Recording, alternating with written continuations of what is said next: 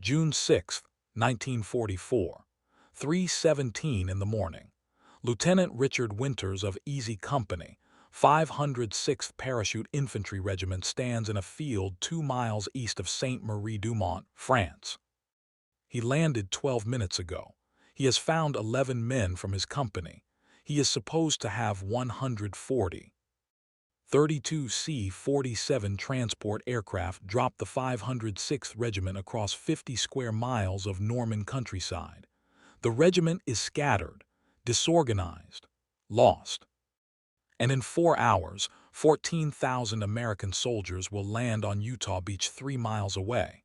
They need the beach exits clear. They need the roads open. They need Sainte-Marie-du-Mont secured. Winters has 11 men. June 6, 1944, 1:13 in the morning, 49.3 degrees north, 1.2 degrees west, northern France, the Cotentin Peninsula. A C-47 transport aircraft crosses the Norman coast at 500 feet altitude and 130 miles per hour. 18 American paratroopers stand in 2 lines inside the fuselage. They are hooked to a static line cable running down the center of the aircraft. Each man carries between 80 and 120 pounds of equipment. The aircraft shakes violently. Anti-aircraft fire. German 88mm flak guns. Tracer rounds arc up from the darkness. The pilot takes evasive action. He banks hard left. He drops to 300 feet. He accelerates. The green light flashes. Jump signal. The jumpmaster shouts, "Go!" The 18 men shuffle toward the door and jump. 1 per second. 18 men exit in 18 seconds. Their parachutes deploy automatically. They fall into darkness. Private First Class John Doe, we will call him Doe because we do not know his name, exits 7th. His chute deploys. He looks down. He sees nothing. No landmarks, no lights, just darkness. He has trained for this jump for 2 years. He knows the procedure. Orient yourself. Look for landmarks. Find the rally point. Assemble with your unit. Move to the objective. But he cannot see anything. The aircraft was supposed to drop at 700 feet. It dropped at 300. The aircraft was supposed to fly at 90 miles per hour. It flew at 130. The aircraft was supposed to approach from the north. It approached from the east. Everything is wrong. At 1:14 in the morning, Doe lands. Hard. His feet hit ground. His legs buckle. He rolls. His parachute collapses behind him. He lies still for 10 seconds. He listens. He hears aircraft overhead. He hears distant explosions. He hears nothing close. He unbuckles his parachute harness. He pulls his M1 Garand rifle from its padded jump case. He chambers a round. He looks around. He is in a field, wheat, knee-high, hedgerows on all sides. He cannot see beyond the field. He does not know where he is. He pulls his compass. British-made, luminous dial. He takes a bearing. North is that direction. His objective, Sainte-Marie-du-Mont, is north. He starts walking. This is how the battle for Sainte-Marie-du-Mont begins. Not with an organized assault. Not with a clear plan, with one man in a field in the dark, lost. Multiply that man by 800. 800 American paratroopers scattered across 50 square miles, each one lost. Each one trying to find his unit, each one moving toward objectives they cannot see. By dawn, they will assemble. By mid-morning, they will attack. By afternoon, they will take Sainte-Marie-du-Mont. But first, they must find each other. June 5, 1944, 7:15 in the evening, Greenham Common Airfield, England. Lieutenant Colonel Robert Sink, commanding the 506th Parachute Infantry Regiment, 101st Airborne Division, briefs his officers for the final time. The briefing room is a converted hangar. Maps cover the walls. Aerial photographs are spread on tables. 217 officers are present. Sink is 34 years old. West Point, class of 1927, regular Army, career officer. He is 5'10", 175 pounds. He has a reputation for discipline. His men call him Bourbon Bob because of his last name, not because he drinks. He does not. He points to a map of the Cotentin Peninsula. The map shows Utah Beach on the coast. Inland, 4 miles west of the beach, is a small town, Sainte-Marie-du-Mont. Population, 800. Sink says, "This is our primary objective, Sainte-Marie-du-Mont. We will seize this town and hold it. We will deny the Germans use of the road network. We will protect the western flank of Utah Beach." He continues, "The 4th Infantry Division will land on Utah Beach at 0630 hours. They will advance inland. They must link up with us. If we do not hold Sainte-Marie-du-Mont, the 4th Division will be exposed. German armor can counterattack from the west. The beachhead collapses." He pauses. He looks at his officers. "Gentlemen, the invasion succeeds or fails based on what we do in the first 12 hours. If we take our objectives, the 4th Division gets off the beach. If we fail, men die on the sand. Do not fail." The 506th Parachute Infantry Regiment consists of 3 battalions, 1st, 2nd, and 3rd. Each battalion has 3 rifle companies plus a headquarters company. Total regimental strength, 2,146 men loading onto aircraft tonight. The drop will occur in multiple waves. First wave at 0115 hours. 1:15 in the morning. 45 C-47 aircraft will drop 1st Battalion and Regimental Headquarters near Drop Zone D, 1.5 miles northwest of Sainte-Marie-du-Mont. Second wave at 0145. 48 C-47 aircraft will drop 2nd Battalion near Drop Zone C, 2 miles east of the town. Third wave at 0215. 44 C-47 aircraft will drop 3rd Battalion near Drop Zone C. Each drop zone is marked on the map with colored shading. They look precise, neat, organized. Reality will be different. H hour for the assault on Sainte-Marie-du-Mont is 0600 hours, 6 o'clock in the morning. The regiment will have 4 hours and 45 minutes to assemble after landing before the attack begins. Sink tells his officers the expected outcome. He says, "Based on previous combat drops in Sicily and Italy, we expect 60 to 70% of the regiment to assemble at rally points within 4 hours. The remaining 30 to 40% will arrive late or not at all.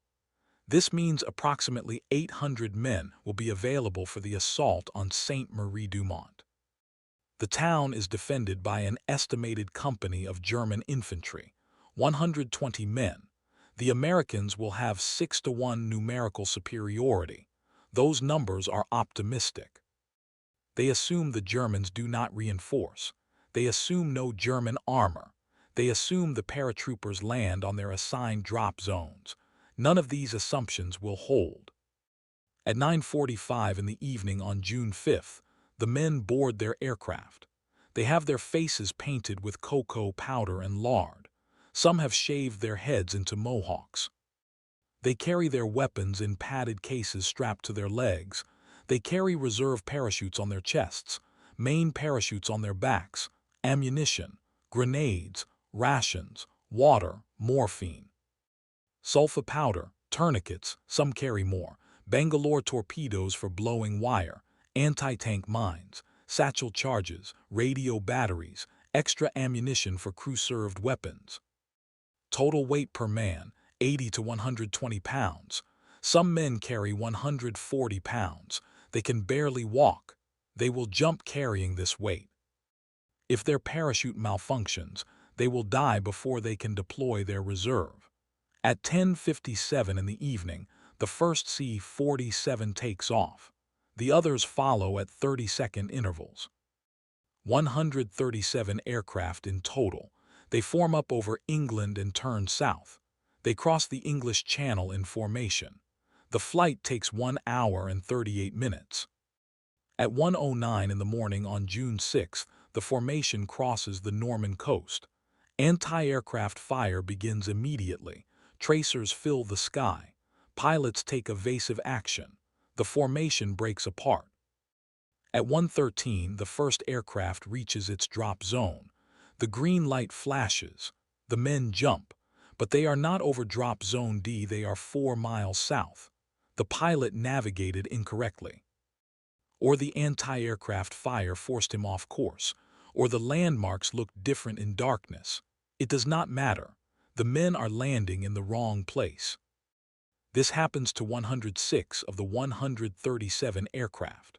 Only 31 aircraft dropped their men within 1 mile of the assigned drop zones. The rest dropped them across 50 square miles of Norman countryside. The 506th Parachute Infantry Regiment lands scattered from Vierville in the south to Ravinoville in the north. A distance of 9 miles. Some men land in flooded marshland and drown. Some land in trees and hang helpless for hours. Some land in German-occupied villages and are killed or captured before they can orient themselves. But most land in fields, in darkness, alone, lost. And then they start walking toward the sound of gunfire. 1:26 in the morning, field 3 miles east of Sainte-Marie-du-Mont.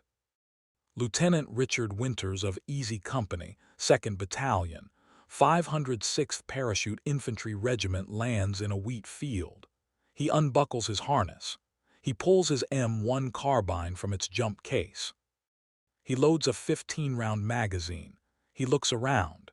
He is alone. Winters is 26 years old. He is from Pennsylvania. He graduated from Franklin and Marshall College in 1941. He joined the Army in August 1941.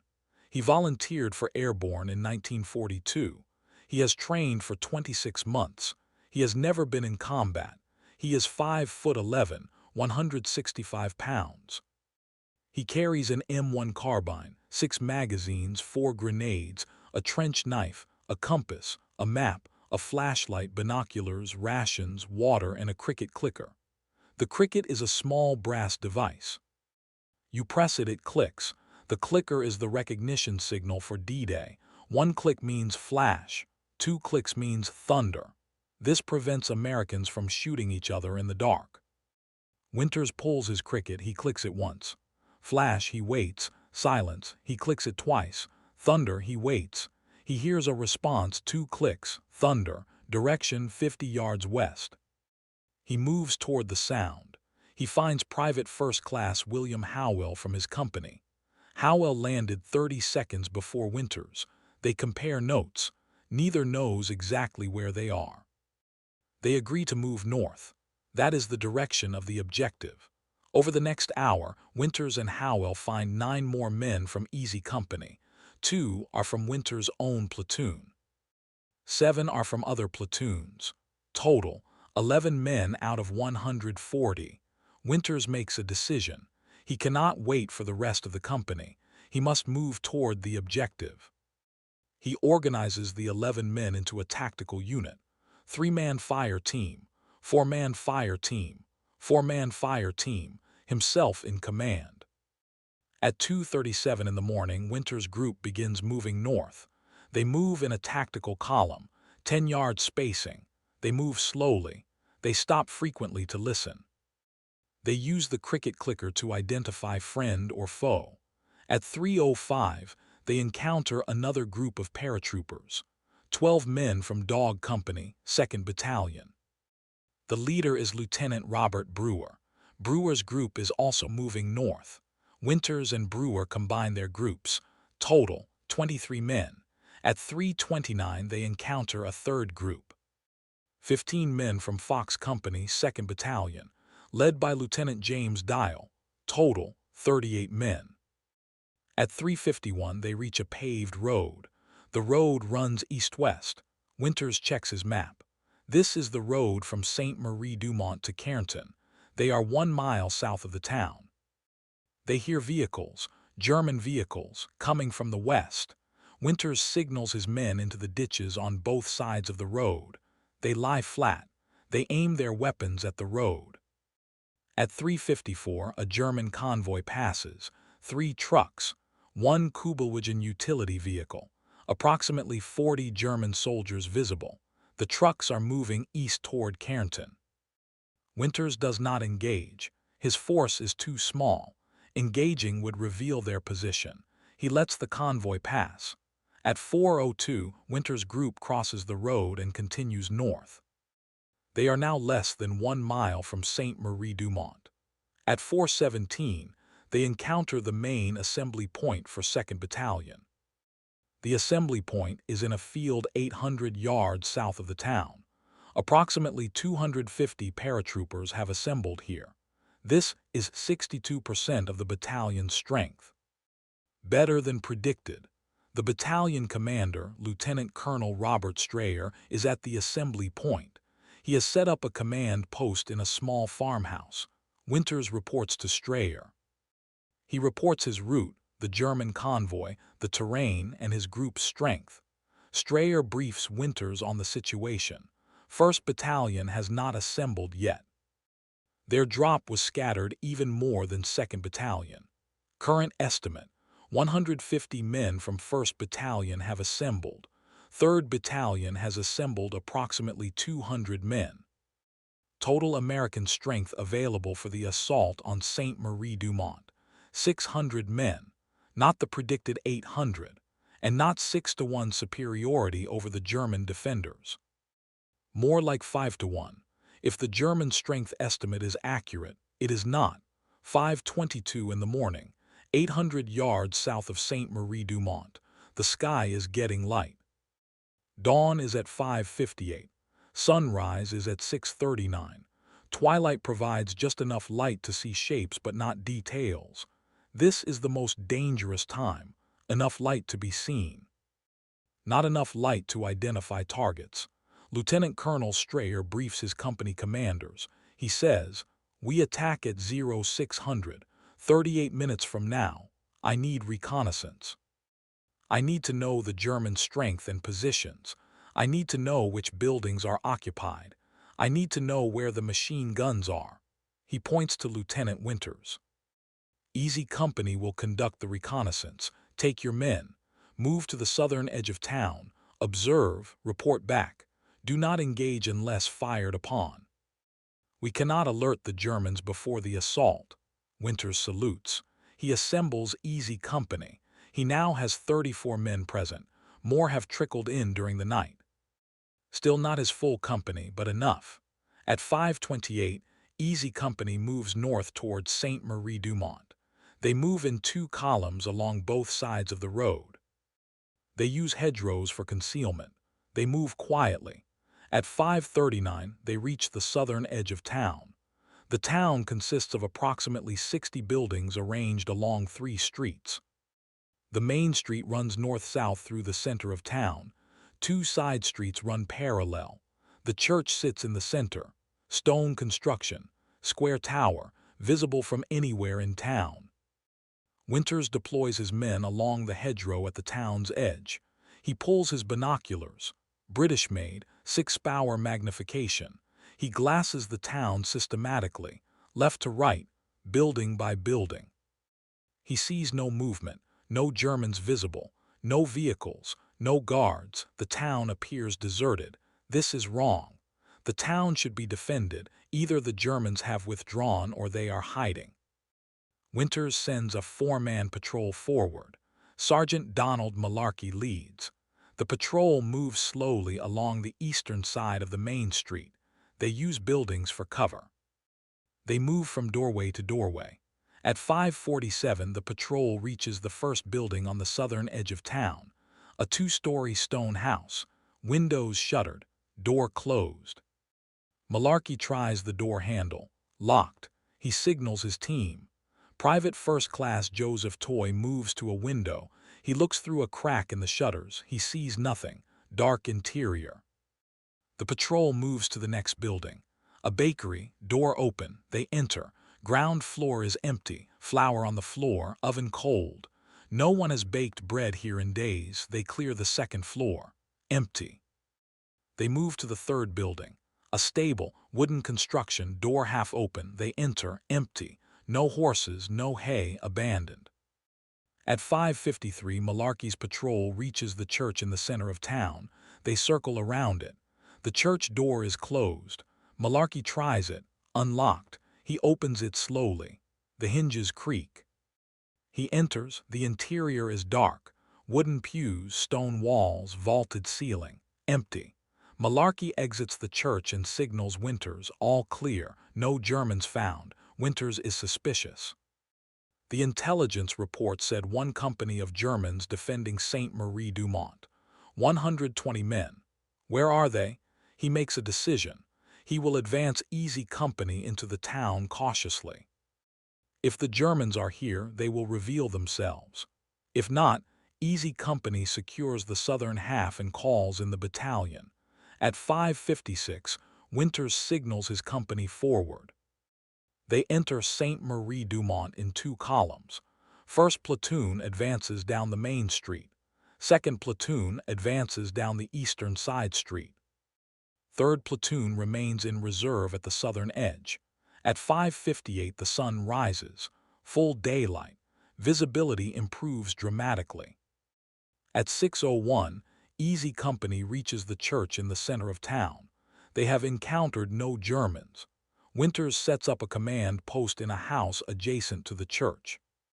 He radios Lieutenant Colonel Strayer. Town appears clear, advancing to northern edge. Strayer acknowledges. He orders the rest of 2nd Battalion forward. At 6:07, 1st Platoon reaches the northern edge of Sainte-Marie-du-Mont. They report no enemy contact. The town is empty. The Germans have withdrawn. 6:13 in the morning. Northern edge of Sainte-Marie-du-Mont.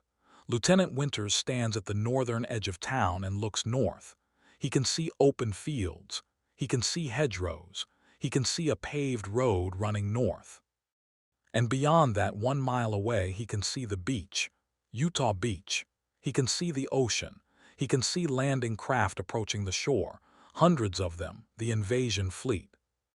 At 6:30, the first wave will land. 14,000 men of the 4th Infantry Division. Winters realizes something. Sainte-Marie-du-Mont is not the objective. The town was never the objective. The objective is the road from the town to the beach. Exit 2. One of 4 roads leading inland from Utah Beach. If the Germans control this road, they can pour fire onto the beach. If the Americans control it, the 4th Division can advance inland. The Germans know this. That is why they withdrew from the town. They are defending the road, not the town. Winters hears machine gun fire. Direction northeast. Distance approximately 600 yards. The sound is continuous. MG-42, German machine gun. Rate of fire 1,200 rounds per minute. He radios Strayer. Germans are not in the town. They are defending the beach exit, approximately 600 yards north of my position. At least 1 machine gun. Possibly more, Strayer acknowledges. He says, hold your position, do not advance. I am bringing up 1st and 3rd Battalions. We will assault the beach exit in force. Winters acknowledges. He deploys Easy Company in defensive positions along the northern edge of town. They dig shallow fighting positions in gardens behind stone walls. They set up fields of fire covering the road north. At 6:23, they hear the naval bombardment begin. USS Nevada, USS Texas, USS Quincy. Battleships and cruisers firing 14-inch and 8-inch guns at German coastal defenses. The sound is like rolling thunder, continuous. The ground shakes. Dust falls from buildings. At 6:30, the bombardment stops. At 6:31, the first American troops land on Utah Beach. The battle for the beach has begun. Now the paratroopers must fight to link up with them. 7:45 in the morning, 600 yards northeast of Sainte-Marie-du-Mont. Lieutenant Colonel Strayer has assembled 540 men from all 3 battalions of the 506th Regiment. He has located the German position. It is not a simple machine gun nest. It is a fortified artillery position. Brécourt Manor, a French estate consisting of a manor house, farm buildings, and fields. The Germans have placed 4 105mm howitzers in a field behind the manor.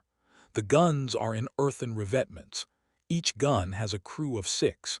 Each gun has a range of 7 miles. Each gun is aimed directly at Utah Beach. The guns are firing. They have been firing since 6:31. They are dropping shells onto the landing zone, killing Americans as they exit their landing craft. Strayer calls for volunteers. He needs a small team to assault the position.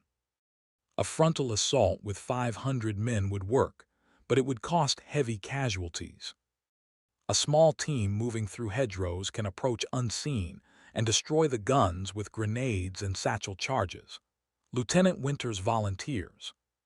He is ordered to take Easy Company and destroy the guns. At 7:52, Winters briefs his company. He has 47 men now. More have arrived. He divides them into 3 assault groups of 12 men each, plus 11 men in reserve. The plan is simple. First assault group moves through hedgerows to a position 50 yards from the guns. They suppress the gun crews with rifle fire. Second assault group flanks left and assaults the first gun. Third assault group flanks right and provides covering fire. Reserve group moves forward as needed. At 8:03, the assault begins. First assault group reaches the hedgerow 50 yards from the first gun. They open fire. M1 Garand rifles. 30-06, semi-automatic, 8-round clips. 40 men firing produces 320 rounds in the first 30 seconds. The German gun crews take cover. They return fire with Kar 98K rifles and MP40 submachine guns. A firefight erupts. Range, 50 yards. Both sides are firing through hedgerows. Neither side can see clearly. They aim at muzzle flashes. Sergeant Donald Malarkey leads second assault group. He moves his 12 men through a connecting hedgerow. They approach the first gun from the left flank.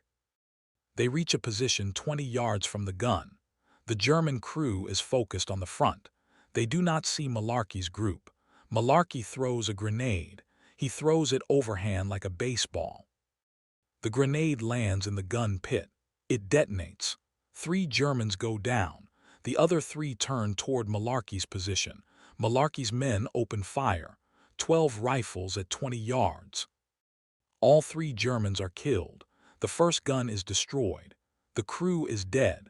Malarkey's team moves to the gun. Private First Class John Plesha places a thermite grenade on the gun's breech mechanism. The grenade burns at 4,000 degrees Fahrenheit. It melts the breech. The gun is permanently disabled. Time elapsed, 6 minutes. Second assault group moves to the next gun, 50 yards east. Same tactic, approach from the flank, throw grenades, assault. This time the Germans are ready. They have seen the first gun destroyed. They are watching the flanks. As Malarkey's group approaches, a German soldier opens fire with an MG-42 machine gun from a position behind the second gun. The burst catches Private Robert Smith. He is hit 4 times. Chest and abdomen. He goes down. The assault stalls. The men take cover. They cannot advance under the machine gun fire. Winters sees this. He runs forward from the command position. He runs in a crouch through the hedgerows. He reaches Malarkey's position. He assesses the situation. The machine gun is in a trench line 30 yards away. It has good fields of fire. Frontal assault will cost more casualties. Winters makes a decision. He will suppress the machine gun. He signals Private First Class Joseph Toy. Toy is carrying an M1 Garand with a rifle grenade launcher attached. The launcher is a metal tube fitted over the muzzle. You load a grenade into the tube. You fire a blank cartridge. The gas propels the grenade. Range, 150 yards. Accuracy, marginal. Toy fires. The grenade arcs through the air. It lands 5 yards short of the machine gun position. It detonates. The machine gun stops firing. Either the crew is dead or they are taking cover. Malarkey's group charges. They cross 30 yards in 8 seconds. They throw grenades into the trench. They follow with rifle fire. The machine gun crew is killed, 3 men. The second gun is destroyed. Time elapsed, 13 minutes. Third and fourth guns are destroyed using the same tactics. Approach from flanks, suppress with rifle fire, assault with grenades, destroy the breach with thermite. At 8:36 in the morning, all 4 guns at Brécourt Manor are destroyed. The German position is overrun. Estimated German casualties, 24 killed, 4 captured. American casualties, 4 wounded. Private Robert Smith died of his wounds. Winters calls off the assault. He orders Easy Company to withdraw to Sainte-Marie-du-Mont. They have achieved the objective. The guns are no longer firing on Utah Beach. 10:43 in the morning. Northern edge of Sainte-Marie-du-Mont. Lieutenant Winters stands at a hedgerow watching the road from Utah Beach. He can see American troops advancing inland. They are from the 4th Infantry Division. They landed at 6:30. They have fought through German beach defenses. They have advanced 1 mile inland in 4 hours. That is slow, but it is progress. At 10:51, the lead elements of the 4th Infantry Division reach Sainte-Marie-du-Mont. They are from the 8th Infantry Regiment. 120 men. They are exhausted. They have been in combat for 4 hours. They have suffered casualties, but they are moving. The commander is Captain Frank Lilleman. He meets with Lieutenant Colonel Strayer at the command post. They compare maps. They discuss German positions. They coordinate next steps. Lilleman says, "How many men do you have?" Strayer says, 540 effectives. "We landed with over 2,000. The rest are scattered, killed, wounded, or captured." Lilleman nods. He says, "We landed 14,000. We have 900 casualties already. The beach is a mess. Vehicles bogged down, equipment lost, but we are off the beach. Your men secured the exit." "That saved lives," Strayer asks. "What is your next objective?" Lilleman says, "We advance west, cut the peninsula in half, link up with the 82nd Airborne. Then we turn north and take Cherbourg." Strayer says, "We hold this town and continue clearing roads west. We link up with your division by nightfall."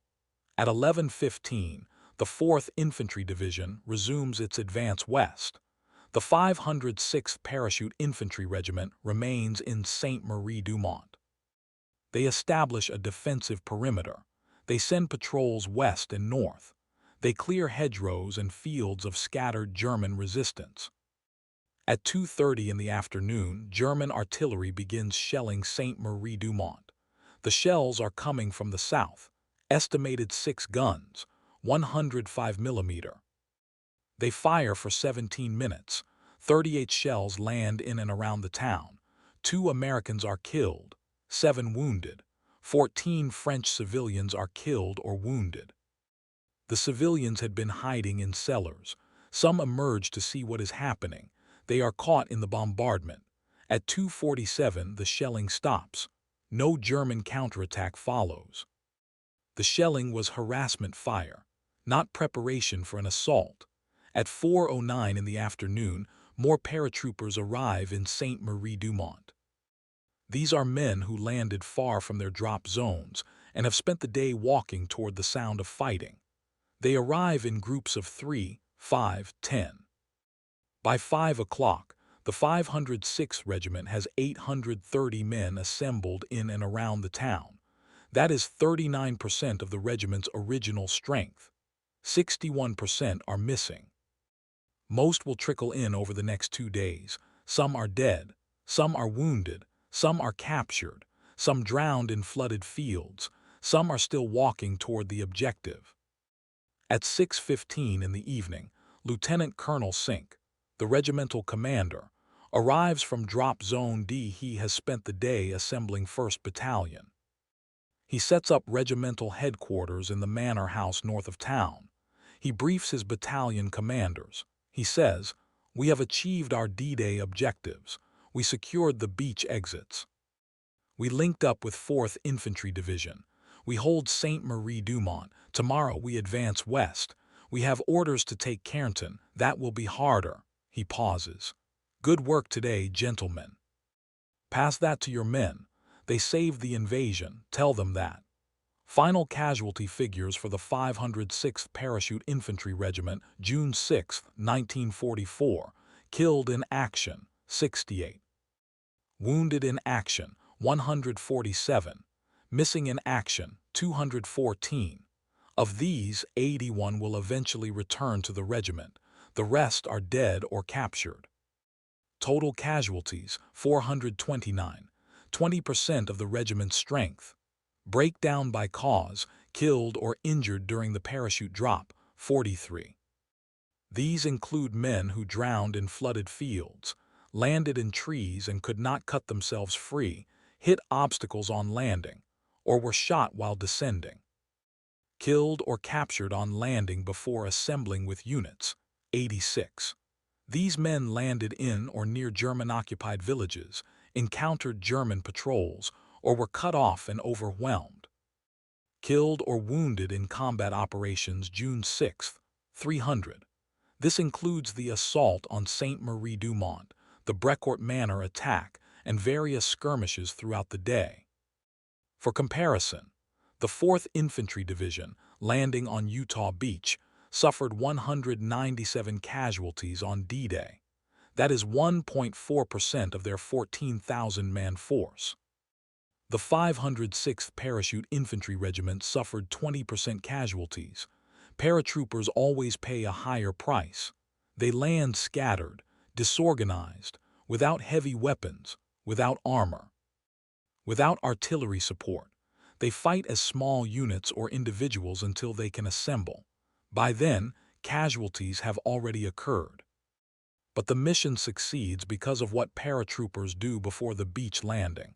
They seize key terrain, they block roads, they cut communications, they create chaos behind enemy lines.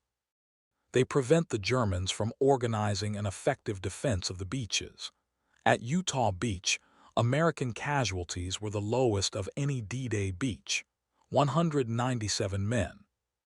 This is far lower than Omaha's 3,000, or Juneau's 961, or Gold's 1,634. Why was Utah so much cheaper?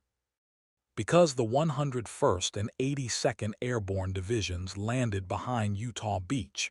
They secured the beach exits. They destroyed German artillery positions. They tied down German reserves. They made it impossible for the German to mass forces against the landing. The 4th Infantry Division walked off Utah Beach and advanced inland because the paratroopers had already done the hardest work. The 506th Parachute Infantry Regiment lost 68 men on D-Day. The 4th Infantry Division landed 14,000 men with fewer casualties because those 68 paratroopers died first. That is the arithmetic. Paratroopers pay in advance. The follow-on forces benefit. The assault on Brécourt Manor by Easy Company, 506th Parachute Infantry Regiment, becomes one of the most famous small unit actions of D-Day. Lieutenant Richard Winters is recommended for the Medal of Honor. The recommendation is downgraded to the Distinguished Service Cross, second highest U.S. military decoration for valor. Winters receives the medal in 1945. The citation reads, First Lieutenant Richard D. Winters distinguished himself by extraordinary heroism in action on 6 June 1944 in France. Lieutenant Winters led his company in an assault on a battery of 4 105mm howitzers, which were firing on U.S. forces landing on Utah Beach. Observing that the guns were defended by German infantry and machine guns, Lieutenant Winters organized a small assault force and personally led the attack through intense enemy fire. By exemplary leadership and personal bravery, he destroyed the battery, killed or captured the enemy, and prevented further casualties on the landing beach. His actions reflect the highest traditions of military service. The citation does not mention that Winters had 47 men and faced approximately 40 Germans. It does not mention that the assault took 33 minutes. It does not mention that 1 American was killed and 4 wounded. It does not mention that the 4 howitzers destroyed by Winters had already killed an estimated 150 men on Utah Beach before being silenced. The citation states the result. Lieutenant Winters destroyed enemy artillery. Lives were saved. That is what matters. Years later, in 1992, Winters is interviewed for the book Band of Brothers by historian Stephen Ambrose. Ambrose asks Winters what he thinks about when he remembers D-Day. Winters says, "I think about the men who did not come back. I think about Private Robert Smith. He was 20 years old. He was from Pennsylvania, same as me. He played the clarinet. He wanted to be a music teacher after the war. He died at Brécourt Manor. I think about him every June 6th. Ambrose asks, "What do you want people to remember about D-Day?" Winters says, "That it cost something, that we paid for it, that men died, not just on Omaha Beach. Not just on the famous beaches. Men died in fields, in hedgerows, in little French towns no one has heard of. They died so other men could live. Remember that." Sainte-Marie-du-Mont today is a small Norman town of approximately 750 people, approximately the same population it had in 1944. The town sits 4 miles west of Utah Beach. The main road from the beach still runs through the center of town. It is paved now. In 1944, it was gravel and dirt. The church still stands in the center of town. Stone construction, square tower. The same church Lieutenant Winters and his men cleared on the morning of June 6th. The church was damaged during the fighting. German artillery struck the tower. The damage was repaired in 1947. You cannot tell it was ever hit. On the exterior wall of the church is a memorial plaque, installed in 1984 on the 40th anniversary of D-Day. The plaque is bronze. It reads in French and English, "In memory of the American paratroopers of the 101st Airborne Division, who liberated Sainte-Marie-du-Mont on 6 June 1944. 58 soldiers of the 506th Parachute Infantry Regiment died in the liberation of this town and the surrounding area. We will never forget their sacrifice." The number is slightly wrong. 68 men from the regiment died on D-Day, not 58. But 58 died in the immediate area of Sainte-Marie-du-Mont. The plaque is geographically specific. Inside the church is a stained glass window installed in 1964. It depicts American paratroopers descending from the sky. Parachutes are white. Uniforms are olive green. The sky is dark blue with stars. Beneath the paratroopers is the town of Sainte-Marie-du-Mont rendered in simple shapes. At the bottom is an inscription, "From the sky came our liberators." The window was paid for by subscription from the townspeople. Every family contributed. Some gave money, some gave labor. The window is considered a town treasure. Brécourt Manor still exists. It is a private property. The current owners allow visitors on the anniversary of D-Day.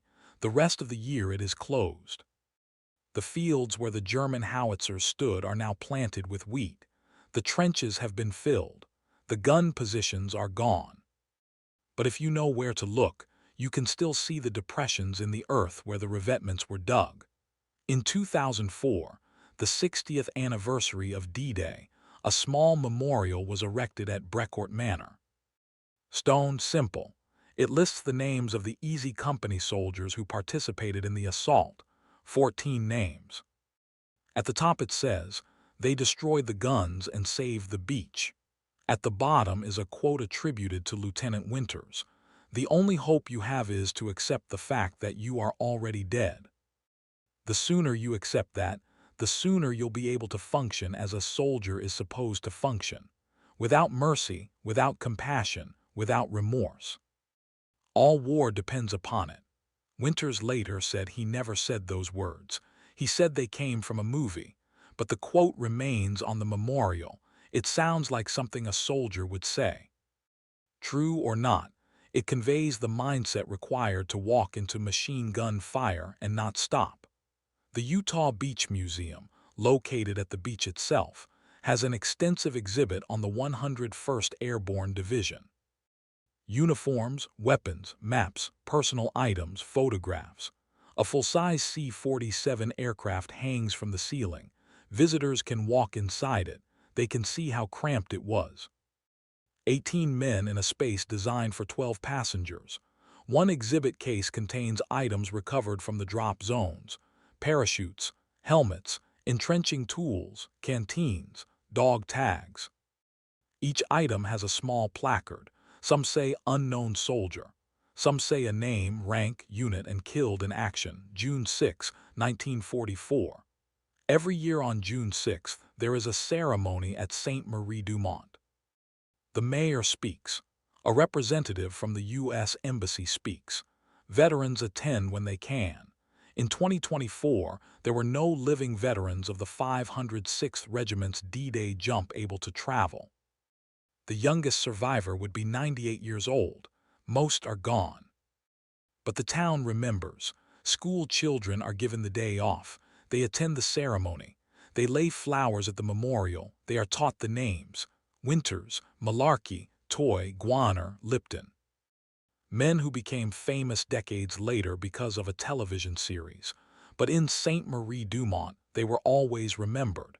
The ceremony ends with the playing of taps, an American bugler. Then the French national anthem. Then the American national anthem. Then silence, 2 minutes of silence.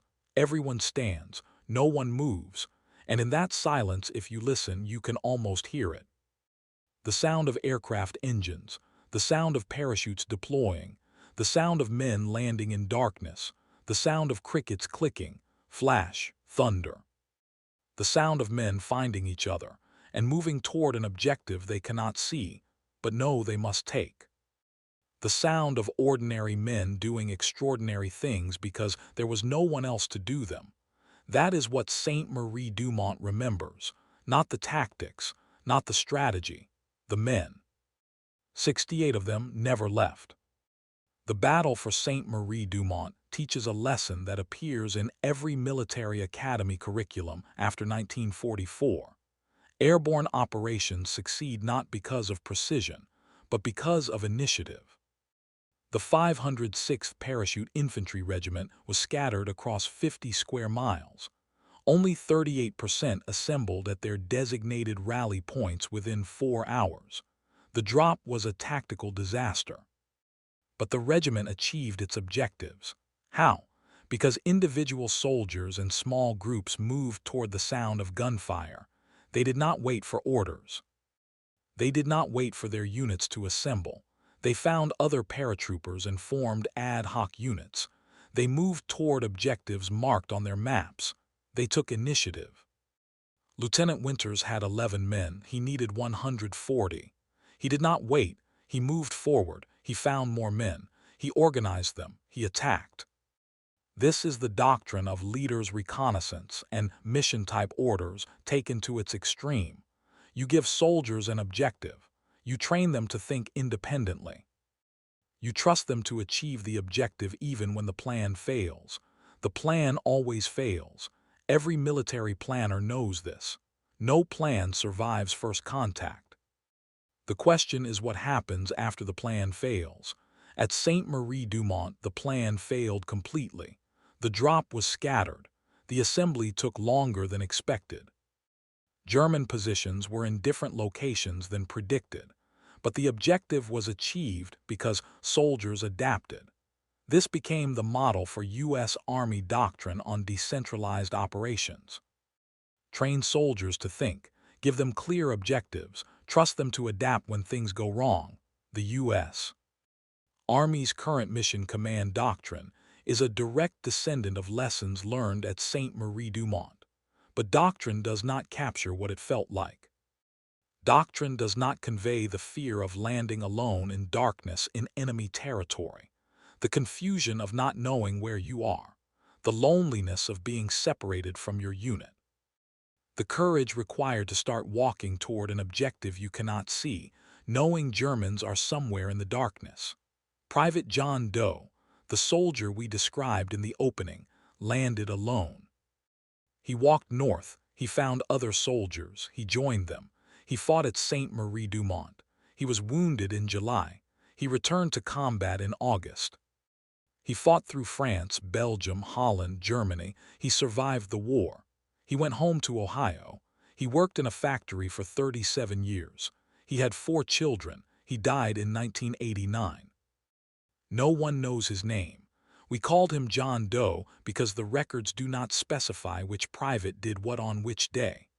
Hundreds of paratroopers landed alone and walked north.